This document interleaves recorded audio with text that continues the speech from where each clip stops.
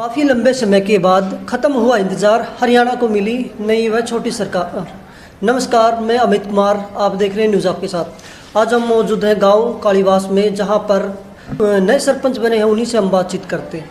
Ma'am नमस्कार। नमस्कार जी। सबसे पहले तो न्यूज़ आपके साथ की टीम की तरफ से आपको बहुत बहुत बधाई। थैंक यू जी।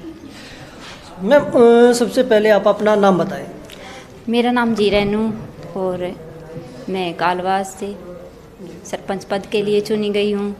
गांव को क्या कुछ शुभ संदेश दे रहा है? हाँ जी, ये बिना वोटिंग के जो सरपंच पद मुझे सौंपा गया है, इसके लिए मैं सबसे पहले ग्रामवासियों का धन्यवाद करना चाहती हूँ। और मैं बताना चाहती हूँ कि आगे आने वाले समय में जो काम अधूरे पड़े हैं या फिर जो नए काम शुरू करने हैं, वो मैं सुचारू रूप से बात करें जो जिस प्रकार अभी सहयोग से हमें सरपंच पद के लिए चुना है, उसी प्रकार आगे भी सहयोग देते रहेंगे तो हम सब काम गांव का विकास कर पाएंगे। और बात करें लड़कियों के लेकर, जो लड़कियां कॉलेज या स्कूल में जाती है बाहर पढ़ने के लिए शहरों में, तो उनको बसों को लेकर काफ़ी दिक्कतों का सामना करना पड़ता है, तो उनके लिए आप क्या उनके लिए हम कहना चाहेंगे कि हमारे गांव में लाइब्रेरी की दिक्कत है। लाइब्रेरी नहीं है हमारे गांव में, हमें लाइब्रेरी की सुविधा करना चाहते हैं हमारे गांव में। मैम बात करें तो गांव के विकास के बारे में, तो गांव में क्या कुछ विकास है? जी, पहले जो सरपंच थे उन्होंने काफ़ी अच्छा काम किया है हमारे गांव में, और फिर भी अगर थोड़ा बहुत काम रह गया है वो हम पूरा करवाएंगे। गांव में किन किन मुद्दों पे आप काम करोगे?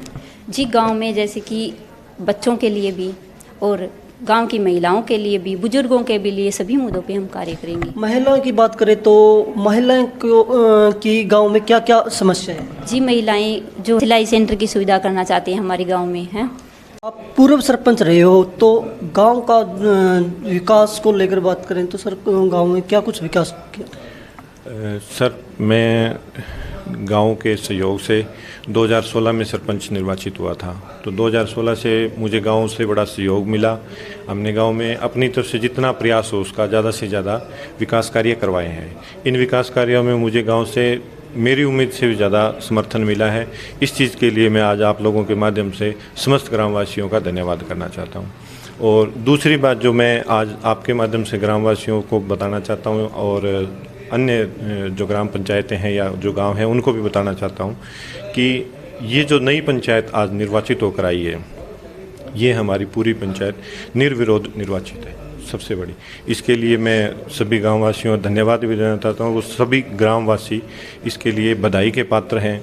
उन्होंने जो भाईचारे और एकता की मिसाल कायम की है, और मैं इसको ये समझता हूँ कि मेरे लिए ये गांव का एक उपहार है। जब मैं आज पंचायत छोड़ के जा रहा हूँ, मुझे सबसे ज़्यादा खुशी इसी बात की है कि नई जो पंचायत आई है वो निर्विरोध निर्वाचित होकर आई है, और इसके लिए मैं समस्त गांववासियों का बहुत बहुत आभारी हूँ। सर, गांव में आपने क्या कुछ विकास करवाया? सर, ऐसा जो सबसे मुख्य काम था, हमारे जो गांव का मुख्य बस स्टैंड था, उसकी हालत बहुत ज़्यादा ख़राब थी। जो गाँव की आबादी है वो बस स्टैंड से थोड़ा पीछे हटके है, तो गांव के बस स्टैंड पर काफ़ी गंदगी थी और थी। हमने वहाँ पंचायत की जो दुकानें बना के एक मार्केट बनाई है, और उस मार्केट के साथ पार्क तैयार किया है, जिसके वजह से गांव की बड़ी शोभा बनी है। और गांव के जो सभी लोग हैं वो इस चीज़ की बड़ी प्रशंसा करते हैं कि गांव के अंदर बहुत अच्छा काम हुआ है। इसके अलावा भी हम जैसे स्कूल के रास्ते थे, गांव में कुछ एक दो गलियां थी जो बहुत ज़्यादा ख़राब थी, वो तैयार करवाई है। गांव के गंदे पानी की निकासी के लिए जो नाला था, जो गांव की थी, बाहर मेन रोड पे आके पानी इकट्ठा हो जाता था, वो बड़ा नाला हमने तैयार करवा के और गांव की निकासी का काम किया है। इसके बाद हमारे गांव जो है वो काफ़ी साफ़ सुथरा हो गया है, और हम प्रयासरत हैं। एक स्टेडियम का हमारा बच्चों के खेलने के लिए परिसर था, वो बीच में रह गया है, और उम्मीद करता हूं जो नई पंचायत है वो इन हमारे अधूरे कामों को, हमारे अधूरे सपनों को पूरा करेंगे। सर, जो 2 साल से काम पेंडिंग है, तो जो अभी सरपंच बने हैं, तो आप उनसे क्या अपील, क्या प्रार्थना करें? प्रार्थना तो यही है कि जैसे गांव ने भाईचारा दिखाकर उन पे विश्वास जताया है, वो उस विश्वास पे कायम रहेंगे।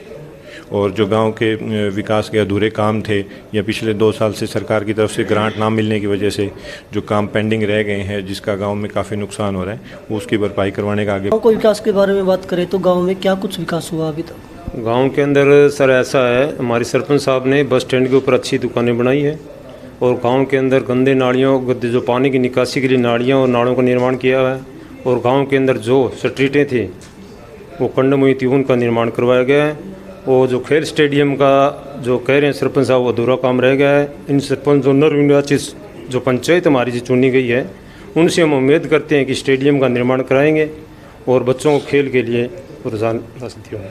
सर, हम बात करें तो जो युवा है नशे की तरफ चला जाते हैं। अभी गांव में बहुत ज़्यादा माहौल ख़राब है, तो नशे को लेकर आप क्या कुछ कहना चाहेंगे जो अभी सरपंच बने उनकी रोकथाम के लिए? देखो, गांव के अंदर है ना, नरविंदाचिस जो सर्वसम्मति से पंचायत चुनी गई है, उनसे हम उम्मीद रखते हैं कि गांव के अंदर जो नशा मुक्ति के तहत जो भी प्रोग्राम चलते हैं उनके तहत बढ़ चढ़ कर भाग लेंगे। जो बच्चे हैं उनको समझाएंगे और उनको गलत नीतियों से दूर करके अच्छी रास्ते पर चलाने की कोशिश करेंगे। हर बात में सहयोग करेंगे सरपंच साहब का। ऐसी बात नहीं है जो हम हर बात में तन मन धन से साथ रहेंगे। सर नमस्कार। नमस्कार सर, हम करें एजुकेशन की बात तो गांव से लड़कियां शहर में पढ़ने के लिए जाती है, कहीं ना कहीं उनकी जाने के लिए कोई सुविधाएं नहीं है। तो अभी सरपंच बनी है तो उनसे आप लड़कियों के स्कूल या कॉलेज में जाने के लिए क्या अपील, क्या प्रार्थना करें? मैं सबसे पहले तो हमारे जो पूर्व सरपंच संजय हैं, इनको मैं धन्यवाद देना चाहूँगा कि एक युवा होने के नाते इन्होंने जो एजुकेशन के लिए हर जो यहाँ पे फंक्शन होता था 15 अगस्त को, 26 जनवरी को, और तो उसमें उन्होंने एजुकेशन को लेकर उन्होंने काफ़ी काम किया है और उस चीज़ को बढ़ावा देने के लिए उनकी सराहना भी की जानी चाहिए। और एक युवा होने के नाते संजय ने ना केवल यूथ की ओर ध्यान दिया, एजुकेशन की ओर ध्यान दिया, बल्कि इन्होंने जो हमारे जो बुज़ुर्ग हैं, हमारे जो वरिष्ठ लोग हैं, उनके साथ भी कोऑर्डिनेशन बना के काम किया। और जहाँ तक आपने महिलाओं की और लड़कियों की एजुकेशन की बात कही, तो मैं भी जो आने वाली पंचायत है उससे भी रिक्वेस्ट करूँगा कि जो हमारी जो पिछले जो पंचायत अभी संजय के टाइम की जो रही है, उनके जो अधूरे सपने और अधूरे कार्य हैं उनको वो आगे बढ़ाएंगे।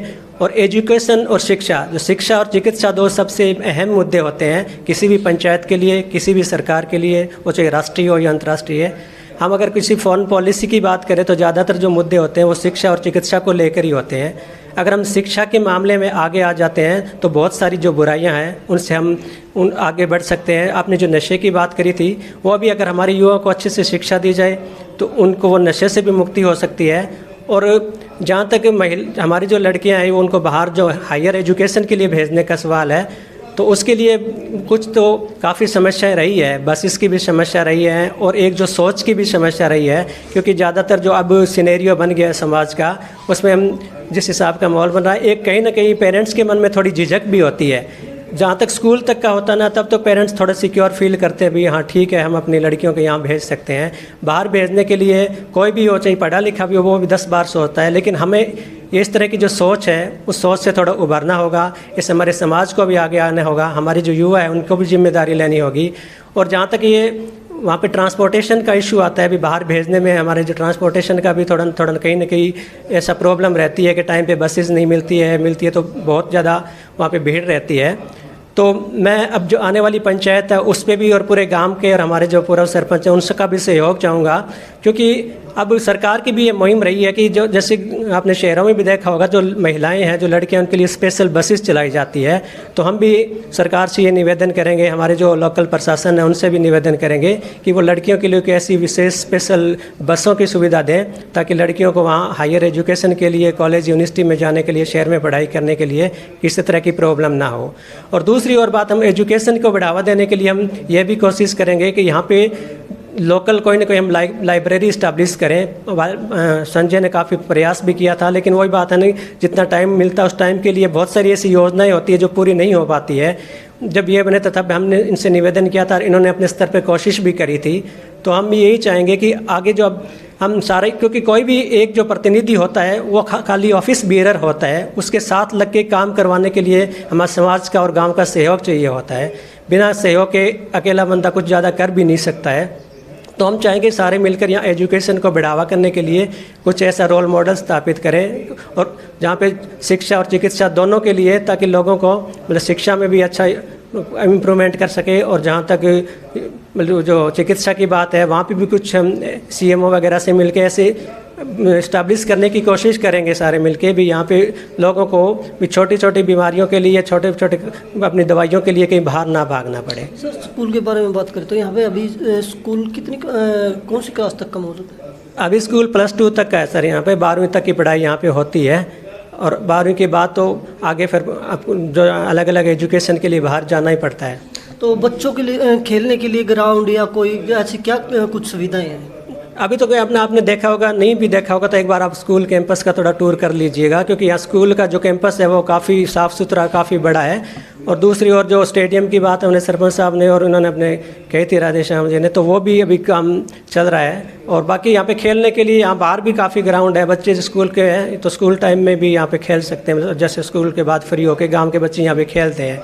तो खेलने के लिए जो जगह की कमी नहीं है, थोड़ी थोड़ी जो उनके रिसोर्सेज की कमी है, वो रिसोर्सेज आपस में मिलकर कहीं ना कहीं उनको दूर करने के हम प्रयास करेंगे। जो अभी सरपंच बने हैं तो गांव का आगे विकास बढ़ाने के लिए उसके सरपंच से क्या अपील करें? देखिए, मैं आपकी जानकारी के लिए बता दूं कि 27 साल के पहली बार हमारे जो इस काम का ऐसा इतिहास रहा है कि यहाँ पे की पूरी जो पंचायत है वो सर्वसम्मति से बनी है। यहाँ पे हमारे जो पूरा सरपंच है और हमारे बाकी जो मौजूद लोग हैं गांव के, सारे पूरे गांव का सहयोग रहा है। यहाँ की सरपंच और 12 जो वार्ड मेंबर है, पूरी की पूरी पंचायत हमारी एक सर्वसम्मति से बनी है।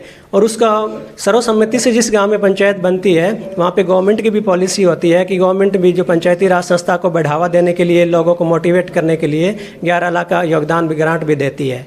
और दूसरी ओर जो सरपंच से अपील की बात है, मैं सरपंच से और यही अपील करना चाहूँगा कि जो एजुकेशन को लेकर और खासकर जो एजुकेशन पॉलिसी है उस पर विशेष ध्यान रखेंगे।